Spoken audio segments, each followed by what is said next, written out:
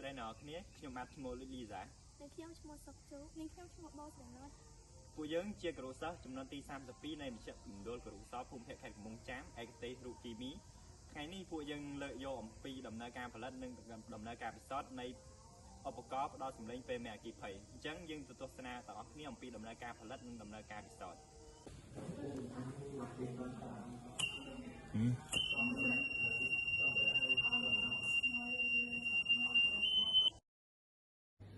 ជំរាបសួរលោកគ្រូសួស្តីអ្នកនរគ្នាខ្ញុំបាទ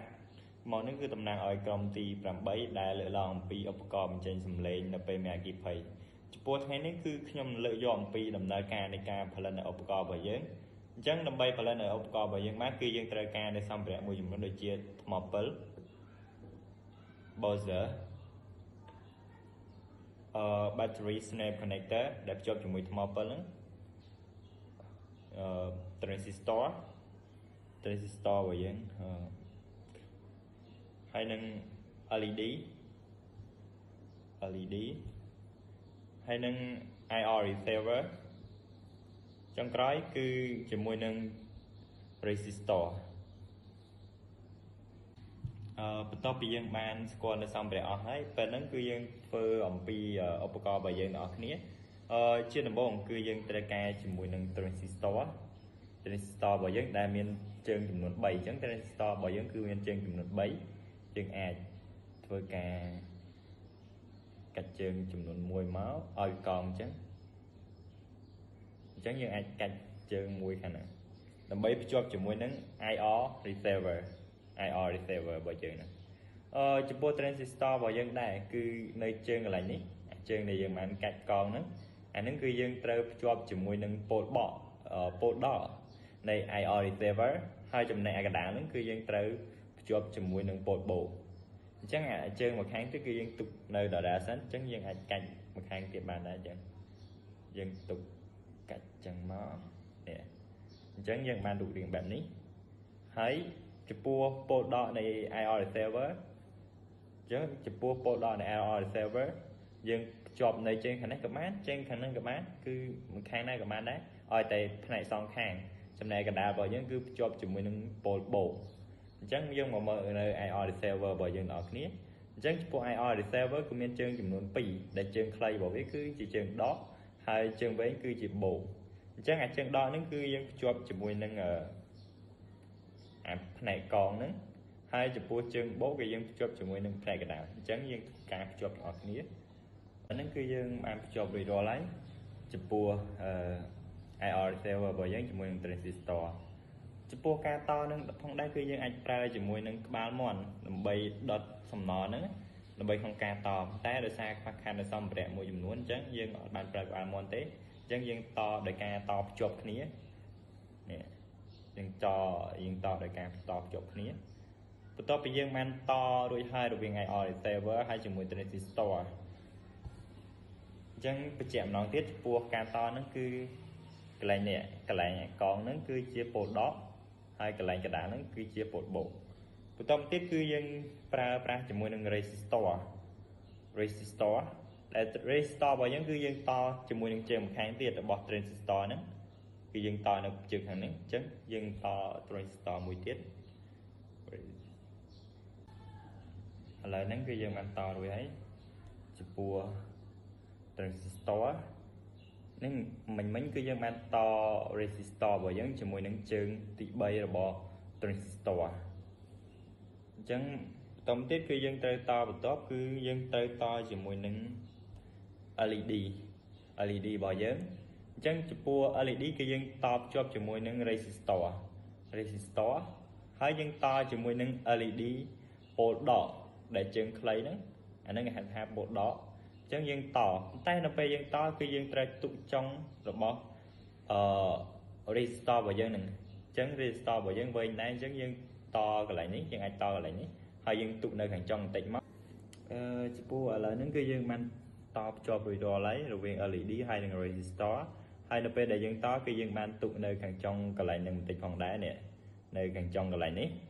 ចំពោះនៅខាងចុងកន្លែងនេះគឺយើងត្រូវតជាមួយនឹង buzzer ដែល buzzer របស់យើងគឺយើងមានឃើញថាមានខ្សែចំនួន2 ដែលមានខ្សែក្រហមហើយនិងខ្សែខ្មៅ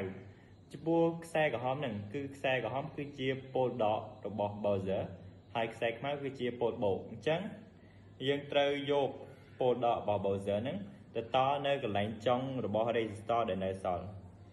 អញ្ចឹងយើងយកខ្សែក្រហមដែលពោលដកគឺទៅតនៅកន្លែងចុងហ្នឹងទៅ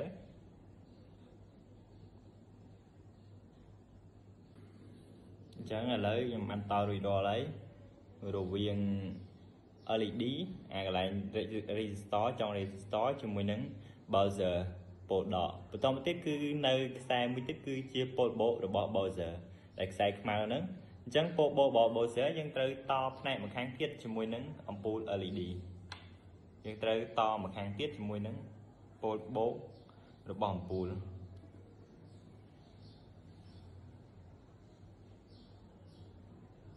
អញ្ចឹងមកចំពោះដំណើរការផលិតបន្តទៀតគឺយើងបានតរួចរាល់ហើយរវាងពោលដករបស់ពោលបូករបស់ LED ជាមួយនឹងពោលបូករបស់ Bowser អ្វីដែលជាចុងក្រោយគឺតកតងនឹងថ្ម battery អញ្ចឹងចំពោះ battery ហ្នឹងយើងមានជាមួយ battery snap connector ដែលយើងត្រូវភ្ជាប់ជាមួយនឹងថ្មរបស់យើងហ្នឹងចំពោះថ្មរបស់យើងគឺយើងមានពោលចំនួន2ដូចគ្នាដែលមានពោលបូកហើយពោលដកចំពោះខ្សែខ្មៅគឺជាពោលបូកចំណែកឯខ្សែក្រហមហ្នឹងគឺជាពោលដកអញ្ចឹងអ្វីដែលយើងត្រូវធ្វើបន្តគឺយើងត្រូវយកពោលបូករបស់ថ្មហ្នឹងយកទៅភ្ជាប់ជាមួយនឹងកន្លែង LED កន្លែង LED ដែលយើងបានភ្ជាប់ជាមួយនឹងពោលបូករបស់ Bowser ហ្នឹងគឺយើងត្រូវចូលទៅតភ្ជាប់នៅកន្លែងហ្នឹងដូចគ្នាអញ្ចឹងយើងតភ្ជាប់រវាងពោលបូកនៃថ្មជាមួយនឹងពោលបូករបស់ LED ឥឡូវយើងបានតភ្ជាប់នៅពោលវិជ្ជមានរបស់ LED ហ្នឹងជាមួយនឹង battery ហើយបន្តមកទៀតគឺអ្វីដែលនៅសល់គឺពោលអវិជ្ជមានរបស់ថ្ម battery ហ្នឹងអញ្ចឹងចំពោះថ្មពោលរបស់ថ្មអវិជ្ជមានហ្នឹងគឺយើងត្រូវនៅភ្ជាប់នៅកន្លែងនេះគឺកន្លែងដែលយើងភ្ជាប់ IR receiver ជាមួយនឹង transistor អញ្ចឹងយើងធ្វើការភ្ជាប់មក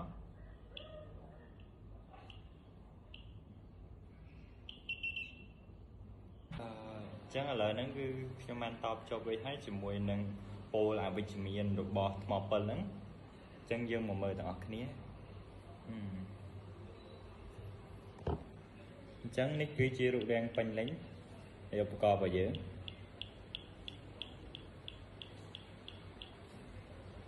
ហើយចំពោះដំណើរការនៃការផលិតឧបករណ៍របស់យើងគឺ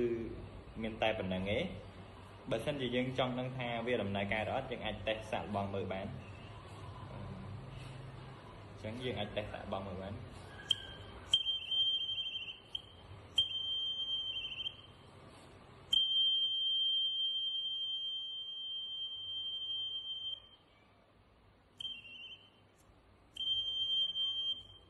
អញ្ចឹងយើងឃើញថាសម្ភារៈរបស់យើងគឺដំណើរការហើយចំពោះសម្ភារៈនឹងផងដែរបើសិនជាភ្លើងកាន់តែខ្លាំងគឺធ្វើឲ្យសំឡេងរបស់វានឹងកាន់តែលឺផងដែរជាចុងក្រោយគឺសូមអរគុណចំពោះការទស្សនាវីដេអូតាំងពីដើមរហូតដល់ចប់ហើយនៅវីដេអូក្រោយយើងឃើញតាក់ទងទៅនឹងដំណើរការនៃការផ្សព្វវិញម្ដងអញ្ចឹងសូមអរគុណសូមជម្រាបលា